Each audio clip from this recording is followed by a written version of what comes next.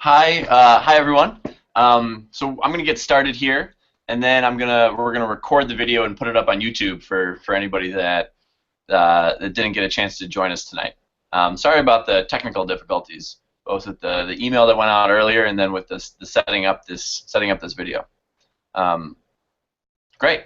So this webinar is a informational presentation about the Western for families and participants of the Western this summer. It'll be a short 10-minute presentation, and then there'll be time for any questions that you might have. If at any point you have any questions, you can use the chat box to send me a message, or you can unmute yourself and just ask a question, just talk. Without further ado, I'll get started.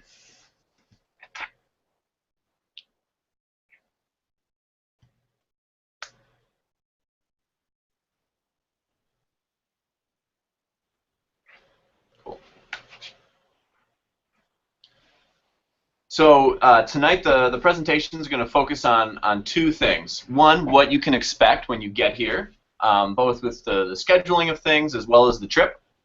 And then secondly, what you can do to prepare in the next month or two. And then, as I said before, we'll have opportunity for questions at the end. So let's jump right in. That first day when you arrive at camp, you'll meet your trip group and do the swim challenge, have dinner in Nash, and get checked in and get settled into your cabin here at camp. And the next couple days are a time to prepare for your trip. The most important part of that is working with your group and practicing how you're going to work together, becoming a productive, cooperative team. That will happen both facilitated. We'll have all groups go on the low and high ropes course with one of our facilitators here to work on how you're going to work together as a group. And then there's also a lot of opportunities in that trip prep time of packing out food, getting your gear together to continue working on your trip, on how you're going to work together as a group. Then you'll get on your bus and you'll head west. So the charter bus will take all the groups to Montana.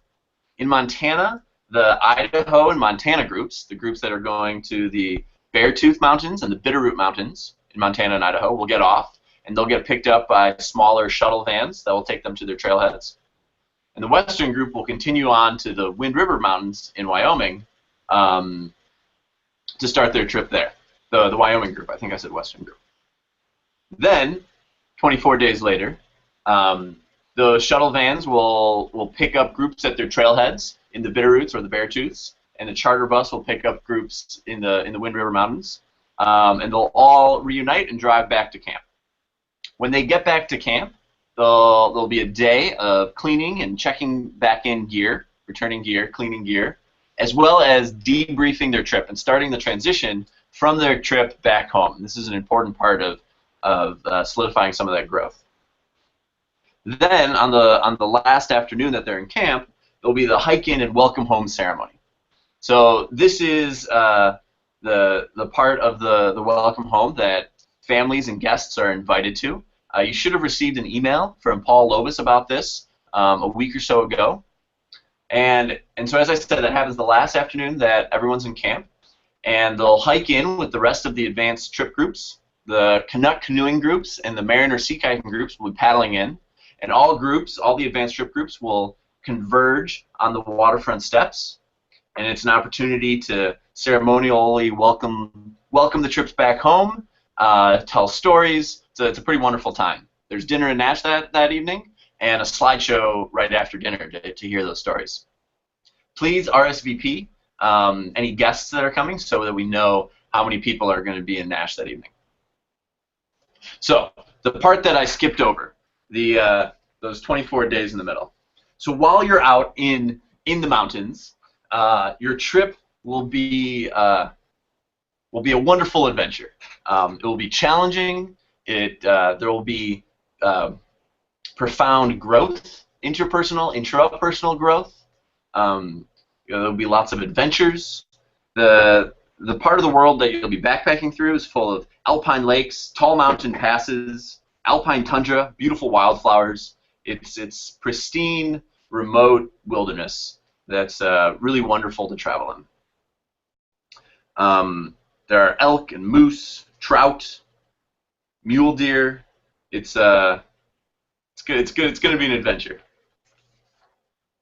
On that trip, because of how remote it is, risk management is really important. Here's a group crossing a river, which is some of the riskiest time, one of the riskiest things we do, and we take this very seriously. And these moments of risk, although they are risky, they do provide opportunities for challenge and for growth.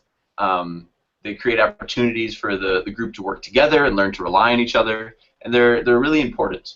But we do take that risk very seriously, and that the job of risk management falls to all members of the group, and it's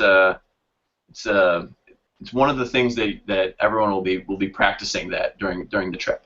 And your trip leaders are there to guide you through that process and to help facilitate some of that growth. Some of the specific risks on your trip are, as I said, the remoteness, river crossings, bears, weather, traveling on snow, and then there are a host of unknown risks, which is why awareness and prevention are some of the key parts to risk management. So your trip leaders. Your trip leader will be with you for your whole experience. You'll meet them right when you get to camp. And these trip leaders were hired for their experience. They're not only their experience in backcountry travel, but in social and emotional learning and facilitating some of the intra and interpersonal growth that will happen on these trips. They have a tremendous amount of experience, both backpacking as well as leading groups and doing that sort of facilitation. They come to camp with a number of different trainings. They're certified with a number of outside organizations. They all have Wilderness First Responder. Wilderness First Responder is a 9-day course in administering first aid in a wilderness setting, as well as lifeguard training. Then when they get to camp, we have an extensive 11-day training, staff training, where we focus on small group facilitation, risk management, technical, emotional, and social skills, collaborative leadership, and it culminates in a training trip, a 5-day training trip, to keep working on these skills and to facilitate some of the conversations of how they want to lead the trip. The groups that you all will be going with, your trip groups, will be between 5 and 6 people, including your trip leaders. And that's a really small group to be spending 24 days in the wilderness with. It's a pretty unique opportunity, and it's both a wonderful opportunity and it's a challenge. There'll be moments on your trip when the group is in sync, when everyone's in harmony, and there'll be moments where there's frustration, where people are not in harmony. And that's okay. Those are some of the best learning moments of your trip. We ask that you come into this experience with an open mind and no expectations. Although you might know your trip group and some of your trip mates, it's important coming in with no expectations about them. Let them be who they want to be. And it's important to come in invested in your trip group. The more you're willing to work to make your group function, the better it will function.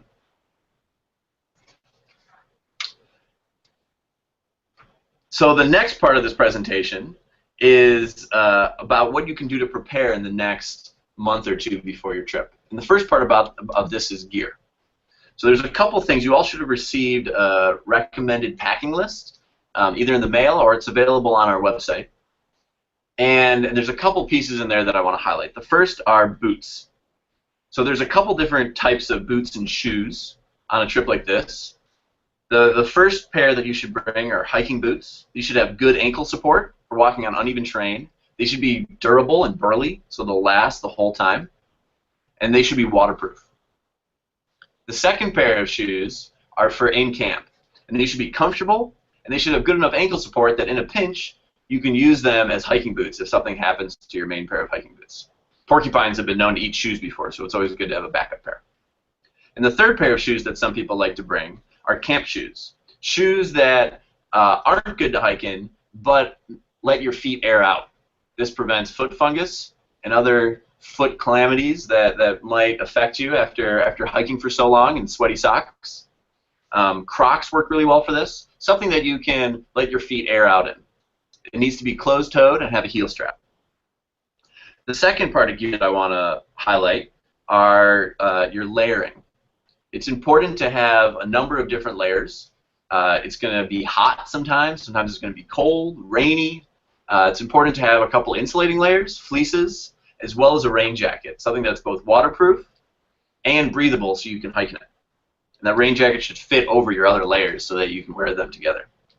And the third thing I want to talk about are dry bags. Well, you'll have rain covers for your backpacks, but the rain covers don't keep everything perfectly dry. And there's some things that you want to keep really dry, like digital cameras or your sleeping bag. For these things, I'd recommend a dry bag. A small dry bag for your digital camera, and then a larger dry bag stuff sack for a sleeping bag. The last thing I want to talk about for what you can do to prepare for the trip is one you can physically prepare. I'd recommend that everybody breaks in their boots, go hiking with a pack on your back, exercise, try and test out your gear, make sure that it fits. And the second thing is mentally prepare. And there are two prompts that I think are useful for everyone to think about before they get to camp. One, what will you add to your group? And two, how do you hope to grow from this experience? If you come to camp with clarity on those two questions, I think you'll get a lot out of this trip. So that ends my presentation. I'd like to open it to questions from anyone. So if you have a question, you can unmute yourself or use the chat box. Does anybody have any questions?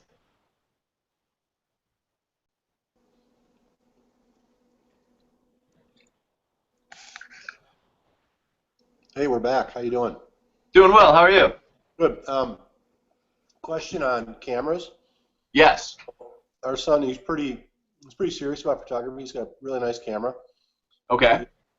I mean, are you comfortable with him bringing that? Should we try to discourage him to maybe bring something that's a little more expendable, or what's your thought there? That's a good question, and that's really up to you. People have brought really nice DSLR cameras before. Something to think about if you're going to bring that, or if he's going to bring that, is what kind of a case he's going to carry it in. Make sure he brings a case that's probably waterproof and has good foam padding. And the possibility of the camera breaking is certainly there. There are times when you try as hard as you can and gear gets wet, and there's not much you can do to prevent that. So that's up to you. I've seen people bring really nice cameras and they get really great pictures. And I've seen people be satisfied and content with less expensive cameras, less big and bulky cameras, which is also nice for weight to trade off. Okay. So that didn't really answer your question, but those are my thoughts. What about the in-camp shoes that you mentioned? You said something ankle support. Give me an Yeah, example. so the shoes that participants bring for when they're not hiking, it's important that they have good enough ankle support that in a pinch they could become their hiking boots. That if they lose a shoe, or as I said, porcupines have been known to eat shoes before, that they have a backup pair of shoes that they can use to hike. At least hike to a trailhead that we could then send in a new pair of boots. So those camp shoes should be. What was that? Like tennis shoes? Yeah, like tennis shoes, but tennis shoes that have decent ankle support, not like the really lightweight tennis shoes. Okay. Thank you. Yeah, tennis shoes work quite well.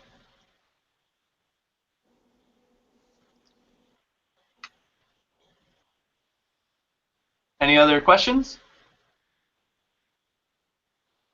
Well, like I said, my name is Ben. I'm the Outpost Director here this summer. I don't know if I said that at the beginning. And my job is to support the trip groups and the trip leaders and all of the people going on the trips. So if there's anything that I can do to answer questions or bounce ideas or concerns off of, I'd love to help. My email address is outpost.director@manitowish.org, manito-wish.org. And I'd love to help any way I can. All right. Well, thanks for joining, and have a great night.